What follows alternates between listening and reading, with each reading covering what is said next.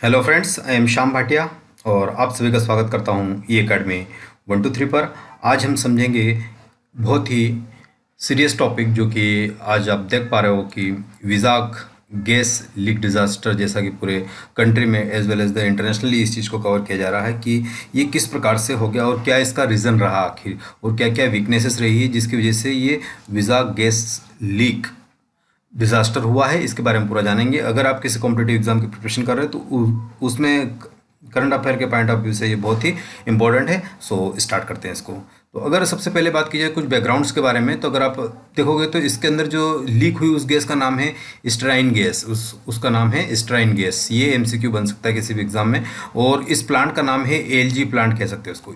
इसका नाम है एलजी प्लांट है। और इसकी हिस्ट्री के बारे में भी जानेंगे। सबसे पहले ये क्या था, फिर किसने इसको टेक ओवर किया और क्या प्रोसेस रहा। लेकिन स्टार्टिंग में मेन पॉइंट ये दोनों आपको याद होना चाहिए। इसका एलजी पॉलीमर प्लांट था, ठीक है। और इस गैस का नाम था स्ट्राइन गैस। और जो भोपाल गैस कांड हुआ था उसके अंदर क्या था, MIC मिथाइल आइसोसाइनाइड, MIC था उसके अंदर, ठीक है। जो भोपाल गैस कांड हुआ था और उससे ये थोड़ा सा डिफरेंट है। इसके अंदर क्या कौन सी गैस है, स्ट्राइन गैस है, ठीक है। और ये लीक हो गई है और ये लगभग 3 किलोमीटर के रेडियस से भी ज़्यादा दायरे में फैल चुकी है और लगभग 5 से 6 गांव से भी ज़्यादा इसका कवरेज है। तो अर्थात कहने का अर्थ है कि ये थोड़ी सी सीरियस है और अभी जिस कंडीशन से पास हो रहा है वो अल्टीमेटली आप देख सकते हो। और यहाँ पर अगर बात की जाए सबसे पहले देखने की, तो 800 से ज़्यादा पीपल रिपोर्टेड किए जा सकते हैं इस वीडियो को रिकॉर्ड करने तक। और ये आंकड़ा अनफॉर्चुनेटली इंक्रीज भी हो सकता है, लेकिन हम उम्मीद करते हैं कि आगे न बढ़े। बट हाँ, इतने लोगों तो कन्फर्मली रिपोर्ट कर दिया गया है कि इतने लोग इससे इन्फेक्टेड हुए हैं, ठीक है। और उनको हॉस्पिटल में एडमिट कर दिया गया है। और फायर इंजन्स, पुलिसमैन ऑलरेडी वहाँ पर मदद कर रहे हैं इस केमिकल प्लांट में, और उन्हीं की मदद से लोग वहाँ तक पहुँचाए गए हैं, ठीक है।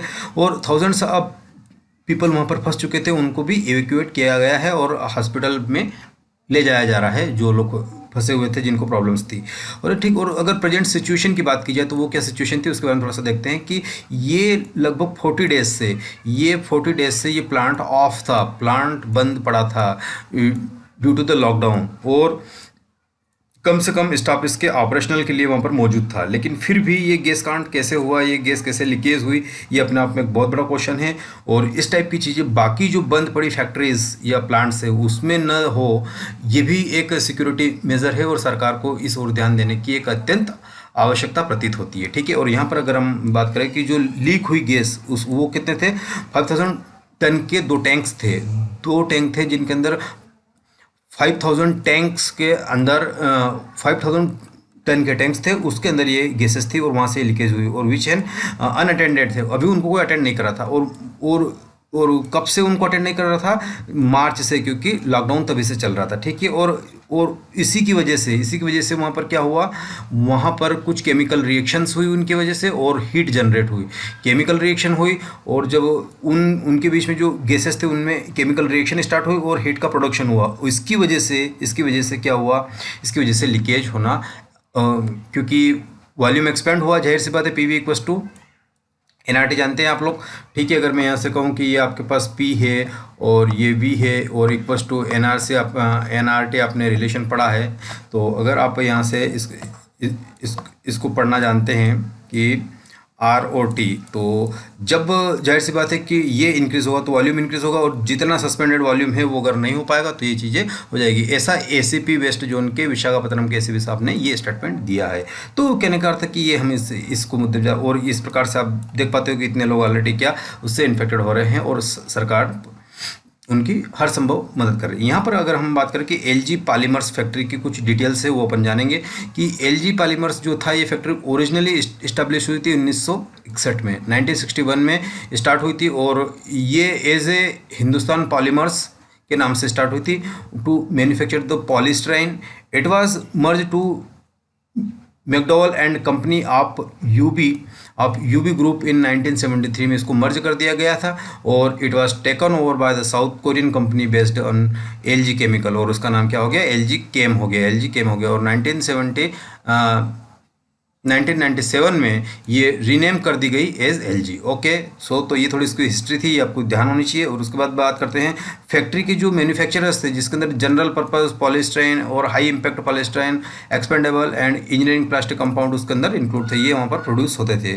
और आप ये टीम्स देख सकते हो वहाँ पर। और ये है कि आखिर वो व्हाट इज़ द स्ट्राइन गैस होती क्या चीज़ है, इसके बारे में थोड़ी सी जानते हैं। तो स्ट्राइन गैस जो होती है ये इंसुलेशन के लिए यूज़ होती है, पाइप्स में यूज़ होती है, ऑटोमोबाइल के पार्ट्स बनाते, प्रिंटिंग द कार्ट्रिज बनाते हैं उसमें यूज़ होती है, कॉपी मशीन का जो टोनर होता है वो भी, और फूड कंटेनर्स भी बनाने में इसको यूज़ किया जाता है। और पैकेजिंग मटेरियल जितने भी है, चाहे वो डिब्बे हुए या कंटेनर हुए या प्लास्टिक बॉटल्स हुई या वाट एवर जो कुछ उसमें, और carpet, backing, luggage, shoes, toys, floor waxes and polishes according to the National Library of Medicine USA की जो है उसके द्वारा ये इंफॉर्मेशन थी। और सिगरेट स्मोक और व्हीकल से जो धुआं निकलता है उसमें भी ये होती है स्ट्राइन गैसेस, पॉलीस्टाइन और स्ट्राइन गैसेस। तो ये अल्टीमेटली अगर ज़्यादा अमाउंट में अगर इनहेल कर ली जाए या सूंघा दी जाए या सूंघ ली जाए, तो फिर क्या उस व्यक्ति का नर्वस सिस्टम काम करना बंद कर देना, और यहाँ तक कि मौत तक भी हो सकती है।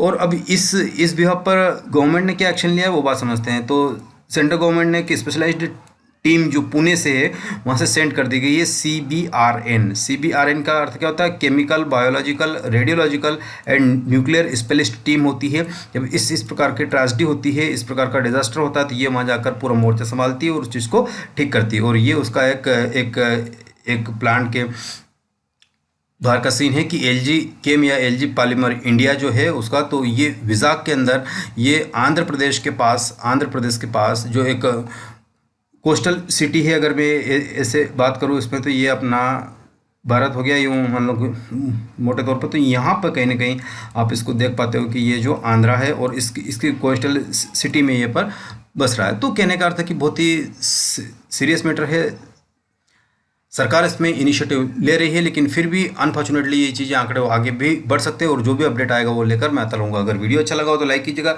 शेयर सब्सक्राइब बिल्कुल न भूलें। थैंक यू, बाय बाय, मिलते हैं नेक्स्ट वीडियो में।